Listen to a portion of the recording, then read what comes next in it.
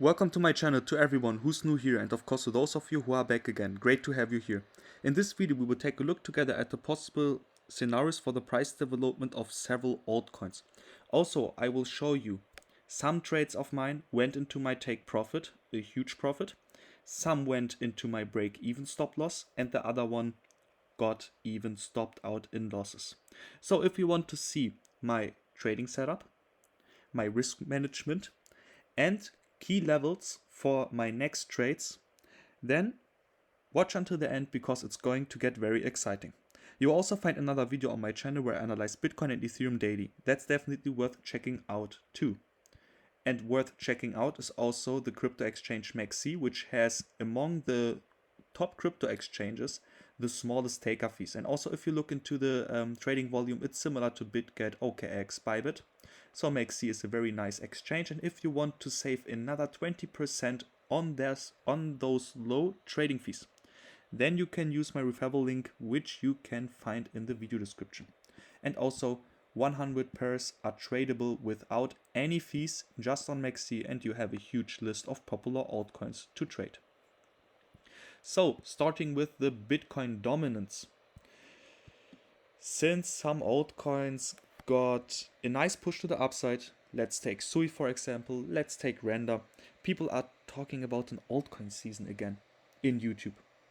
I don't see that. I see a bull flag, which if it breaks to the upside 64.5%, then we can even push to the upside even far more. I don't want to say 70% Bitcoin dominance is possible, but yes, it is possible.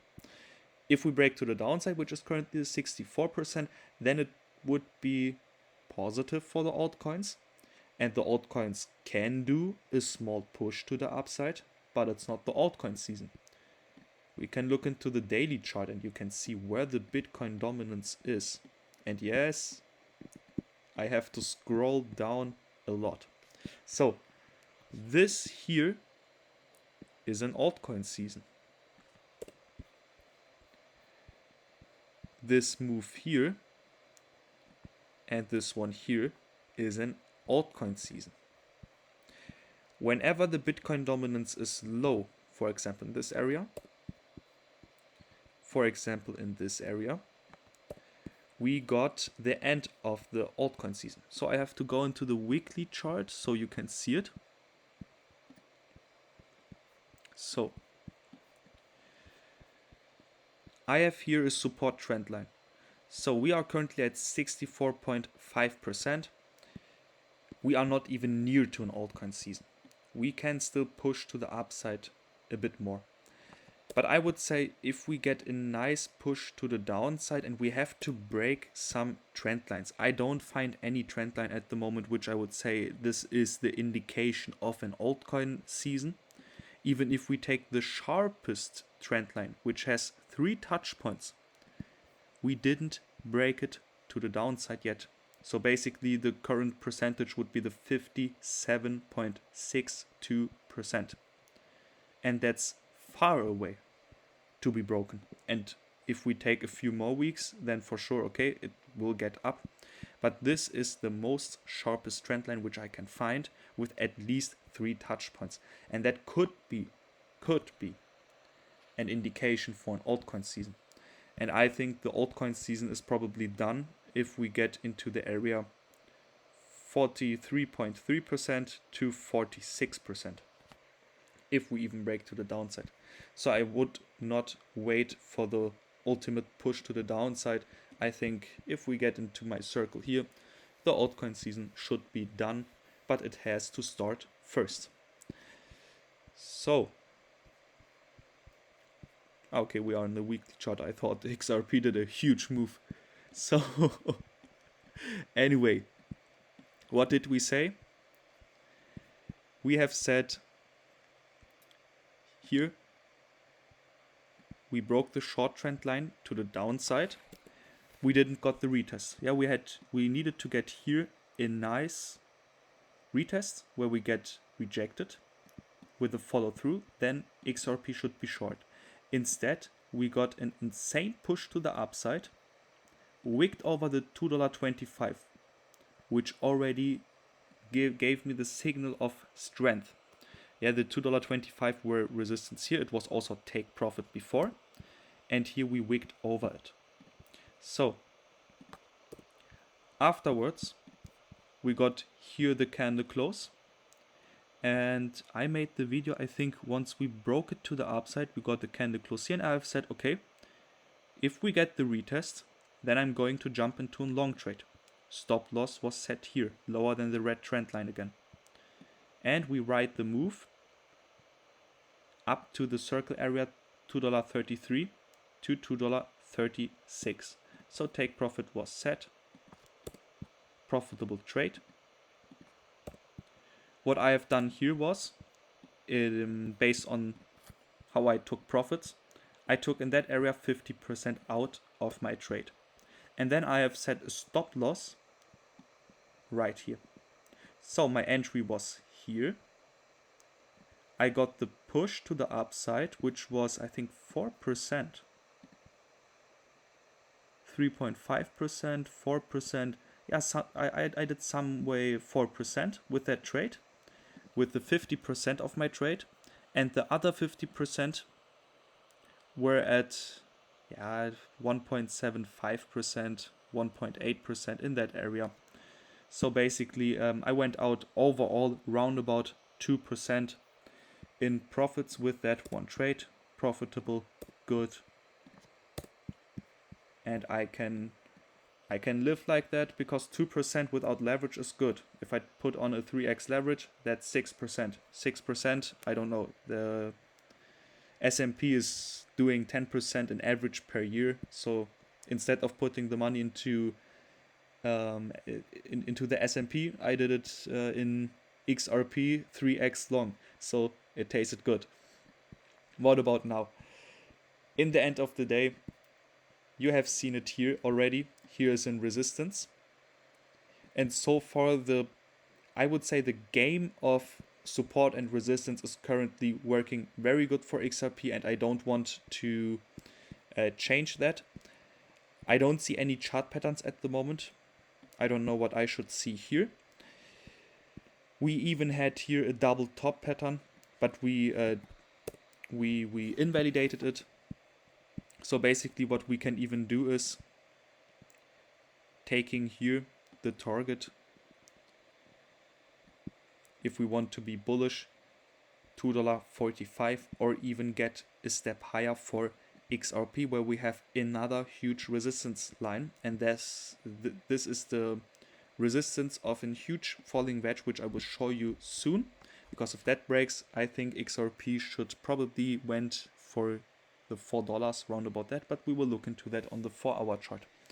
So if the $3.30 to $2.30 breaks to the upside, then we can meet the area here again. But then we have to see if this is not just going to be a double top pattern, which we then break to the downside, and then the $2.45 are gone.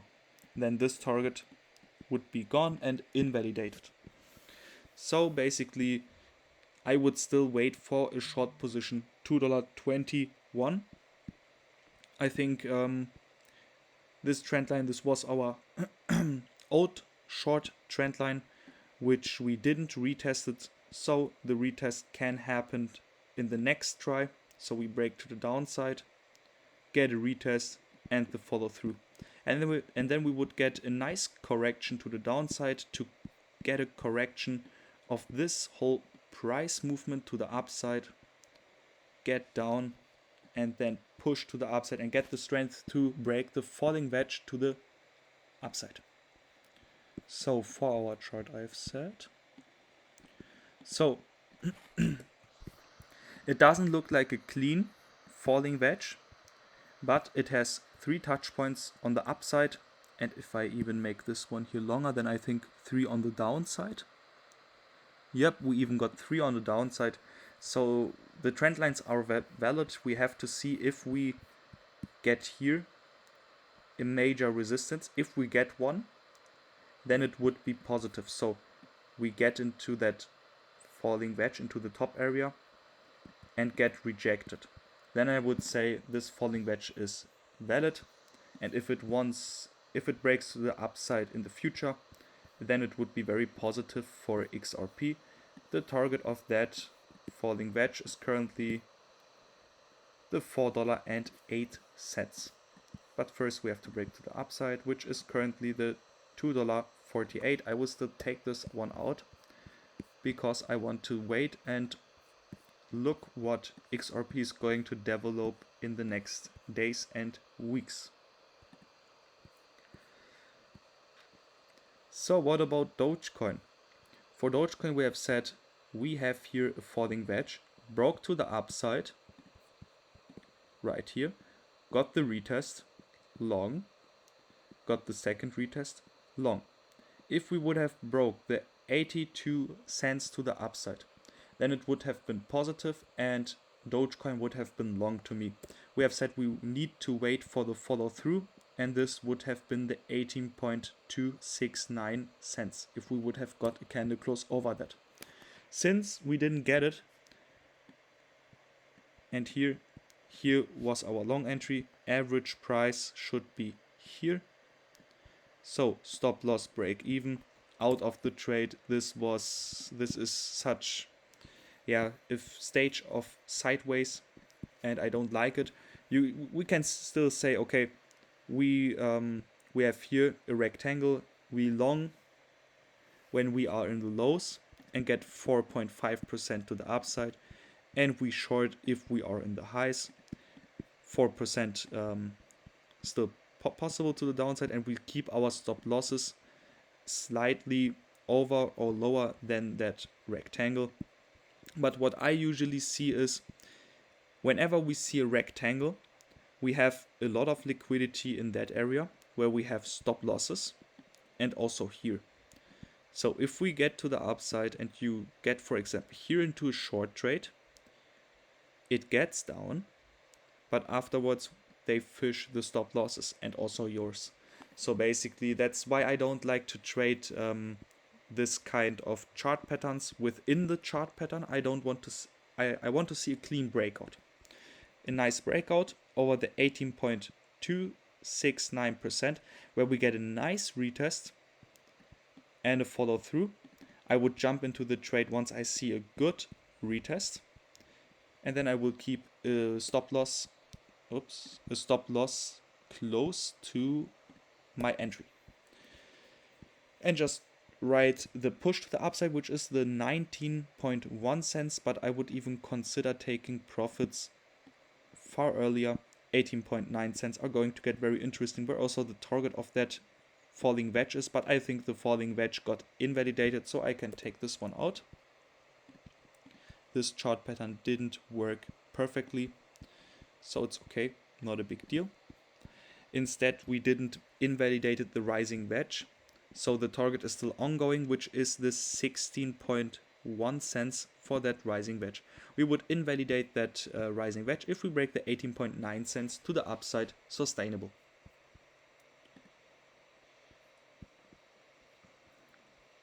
So what about Solana? I have warned you right here. Let me first take out this one. This was another scenario which I think can still happen, but we had here the panel. We broke to the upside. Here was the retest, but we had a rising wedge which broke to the downside, and where I've said, okay, we can meet that center line again. And if I copy that center line from here, then we even met the center line and we got support there. So I can take this one out. This rising wedge worked. So basically Solana wasn't tradable for me. For sure I could have said, okay, we take the target of that rising wedge, this one here, we take the target of that, it was somewhere here, and jump there into a long trade. I don't play like this. It is possible. I have done this in the past sometimes. I used, if the overall market looks very, very long to me, then I use this kind of trading strategy where I use the the targets of bearish chart patterns for my long entries, but in that case we are currently in such a huge uncertainty. I don't even know if this is going to get a rounding top. Also, shoulder formatation, which is bearish, or if this is going to get a rectangle which then breaks to the upside and is super bullish. So I don't want to do that. I don't know if the market is currently bullish or bearish, so I'm waiting for safe breakouts. And I have seen one. This was the 151 US dollar. We got the candle close here over it. We got here the retest, not perfectly, but long into 153 and 30 cents. 50% out of the trade. Stop loss, break even. In the end of the day, I think it was 1%. Yeah, 1.76%, but 50% went into the profit, the other 50% went into break even, so it was 0.8%, 0.9%, doesn't matter. With the 3x leverage, it still tastes good to me. So we still didn't invalidate the rising wedge, so we can still drop a lot. $138.25 is the target of that rising wedge, and keep this in mind. With the sell-off right here, we formed a shoulder formatation. So if we break it to the downside, then we can take at least a shoulder, the length of one shoulder,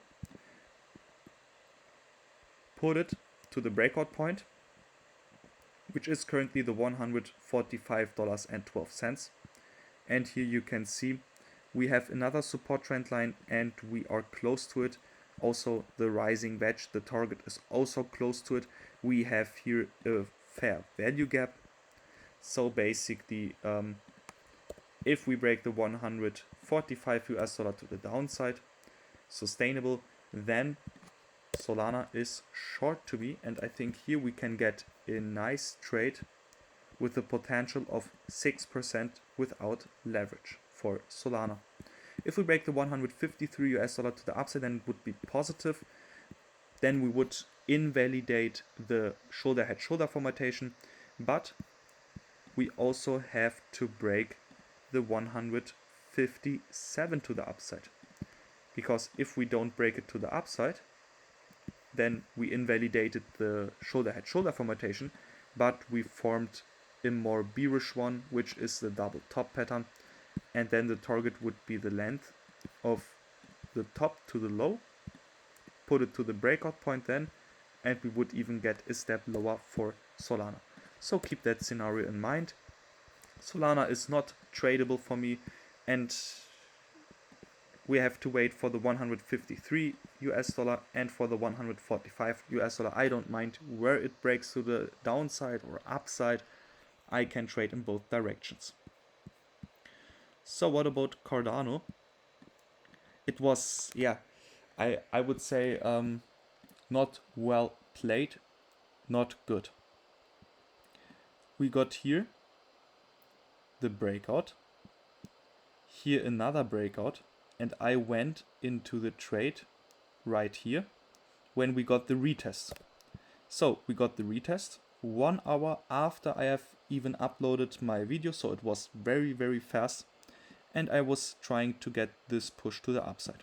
Since we have here a falling wedge, which didn't get a retest yet, I didn't set a stop loss close to my entry point.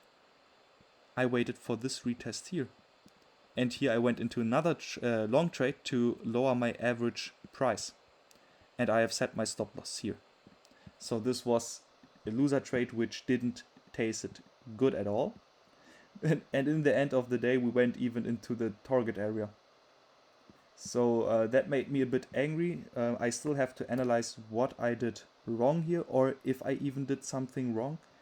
That's something which I have to find out, or it's going to get a mystery. So I can take this target here out, this one too, we went into that area. So for now Cardano isn't tradable for me, I would wait for the 73.4 cents. If they break to the upside, then we can get a step higher, 74.5 cents, or even into that fair value gap here. So this is also gone, so I can make this one white. Okay, what I also seen is a modified, not modified, shoulder formatation. So over 73.4 cents, it's long to me. And if we break the 68.59 cents to the downside, then it's short to me. And I even have another short trend line on the chart. If that breaks to the downside, which is currently the 67.3 cents, then Cardano is going to get bearish and the target is at least one shoulder. Target here would be the 63.74 cents. I will still put your price mark here, but I will consider taking profits a bit earlier because we have here a fair value gap, and that fair value gap is probably getting, if we are bullish for Cardano, is getting us a huge push to the upside and a quick buy up. So what about render? I think render is slowly topping out. We can look into the past. We got here push to the upside, double top pattern, broke to the downside. Here another push to the upside, bull flag, push to the upside, double top pattern, smaller low, another push to the upside, double top pattern again, broke the double top pattern to the upside. And as you can see, we always formed bullish patterns afterwards, and we broke them to the upside, and we were impulsively. Let's take the tops here. Look how sharp this trend line is. Now let's take the tops here, less sharp. Let's take the tops here, even less sharp. Here we have same highs, round about that, slightly even getting down. So basically, and slowly we are even getting sharper sell-offs. So in the end of the day, I think we are getting a rounding top. That's what I want to say. I've talked a bit longer than I wanted. Rounding top. That's what I wanted to show you. And what did we say here? About render, we have said we already got here. Now wait, we had here a rectangle. But let me first take this one out. So this one also there and there. So for render we have said, okay, this one here, rectangle. If we break to the downside, $4.09 is going to get our target. We hit it perfectly. Here I have said, okay, I'm not going to jump into the trade $4.36. That's not how I want to trade it. I wanted to wait for the $4.32, the red trend line, which had to break to the downside. We already got here a breakout candle, but we didn't get the retest. We missed it. Instead, we broke to the upside again, got the retest, and sold off quick. So I had two options here. In that case, I could have said, okay, I wait for the retest and I jump into a short trade. The other cases, we get the follow through to this breakout candle, go into a short position and ride the moment to the downside. I did this case. So basically 3.6%, 3.5%, somewhere like this. My take profit got hit very close. It was very close. I should have even put it a bit more up to be much more safer. It could have even been possible that I overseen it and we then get the push to the upside and even get into losses, even though we went into the take profit area. So this is how this was how I traded random.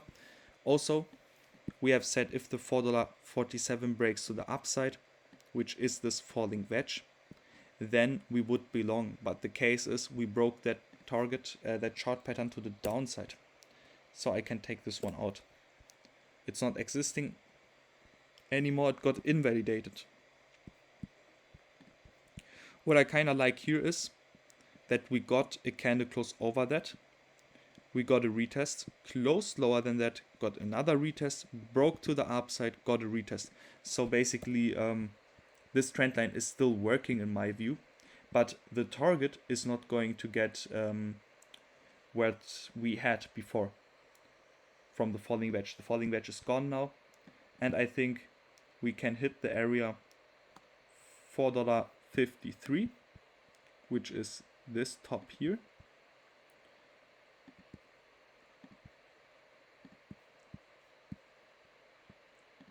And those ones here.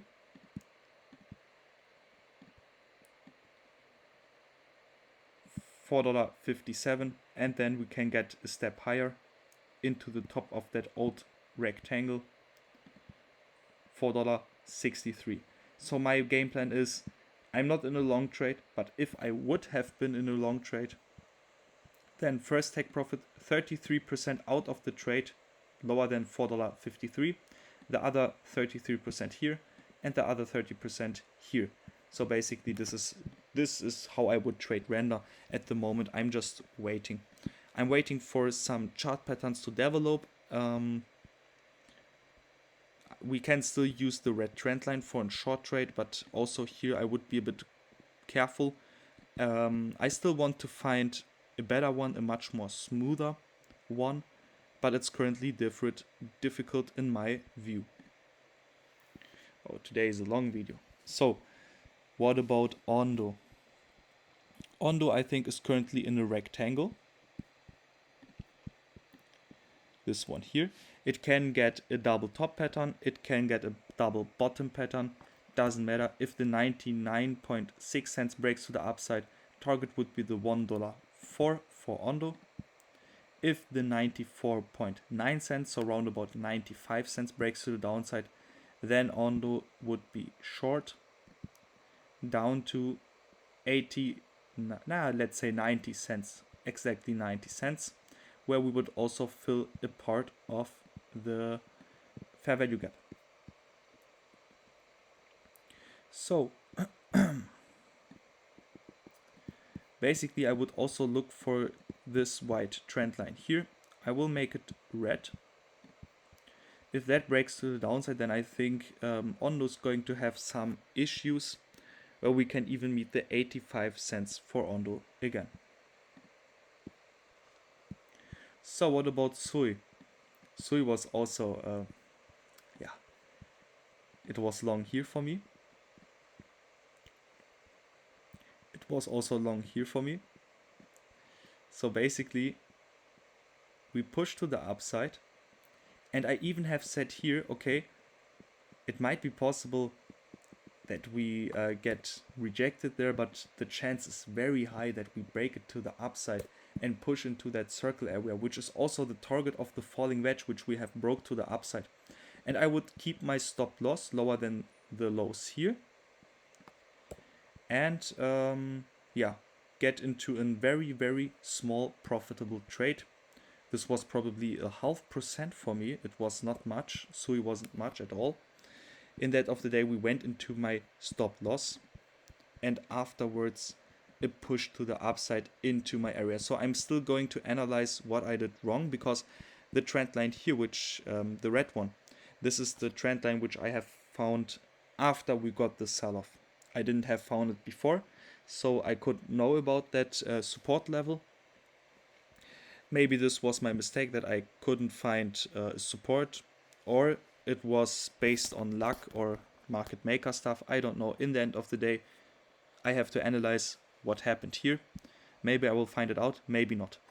Anyway, I think currently we are in a small modified double top pattern. So this is a double top pattern in my view. Usually a double top pattern would have this kind of support, horizontal trend line, like this one for example. But I modified it a bit and made it to a diagonal. So if we break the $3.41 to the downside, then it would be short to me into the area even down to $2.93. I don't have any kind of support resistance here. We can still make here a small block, and not even a small one, a bigger one here, because I can't see anything else beside the $2.55, which are support, which is our support. In that area, I can't tell you if we bounce here on the top, if we bounce here in the middle, if we bounce on the lower part of that. That's not possible for me to say. But we can use this box as target. And if we just look from the breakout point, it's still 10% to the downside, up to 17% to the downside. So if we get more chart patterns and more data, then we can think about better targets for SUI and more detailed one. So I will take everything out here because it worked. And we will move to our last coin, HBAR. So HBAR also loser trade. I will take this one out and re-explain it. So what I've said here was we have to go into the 1 hour chart. When I did the video recording, we already got the candle over the falling wedge, but we didn't get the candle close. I have said if we get a candle close over it and we get back into the 18.98 cents, which we get several times, then this is my long entry for the push to the upside. And my stop loss would be tight. This was my mistake. I should have set my stop loss like in the other cases. In most cases I set my stop loss lower than the support. Here it was, I haven't used the support. I should have used my red trend line, which I had before. Here should have been a stop loss or even a bit lower. But I didn't want it to make the trade that much space. So I left the trade with small losses, but also I missed the push to the upside. And this was a gain of 4.4% to the top, even up to 5%, which I have missed out just because I was played a bit too safe, let's say it like that. Okay, anyway, this was about my trade. In the end of the day, we went into the target area, so I can take this one out, the falling wedge as well, this one as well, and this one as well. Wrong one. So what I think is, if the 18.58 cents breaks to the downside, then I think the chance is very high that we meet the fair value gap here down to 17.9 cents or even 18 cents. Let's round it up to 18 cents. There I would be very careful because the 18 cents were the best support and the worst resistance which we had. If we get into that area, I will count on the push to the upside. We just have to see where it's going to push, if it's going to push high or just going to get a small bounce. If we then break it to the downside, then HBAR is going to be a huge short to me. Yeah, because the 18 cents were our worst enemy, but also our best friend in that time. It was our best friend. In that time, our worst enemy. So if we break the 18 cents to the downside, then it's going to get short to me. So today I think it was a bit longer, at least it feels like it. So I hope that I gave you some valuable information. Personally, I will see, I have to look for coins like SUI and which one was it? I think Cardano. What did I do wrong? If I find it out, then I will let you know. For HBAR, I already know what my trading mistake was. I also want to be transparent here, so I will show you what did I do wrong, why did I do wrong, and can I even identify the problem. And because I show you my winning trades, I show you, look, I have told you, I have predicted you that we went into my certain take profits areas and we went there on the support. I have told you that since 1 week, and I'm right. If I do that, then I'm also going to show you the opposite, means where I'm wrong. And today you have seen where was I wrong, what did I do wrong, what were my mistakes. Maybe you have also learned something from it, because you didn't do the mistake. You could have seen the mistake from my side, and maybe that's also a lesson for you. So I want to leave you in a nice day, and we will see each other tomorrow, hopefully with huge profitable trades if we find one. And for sure, I wish you maximum gains in the crypto game. See you.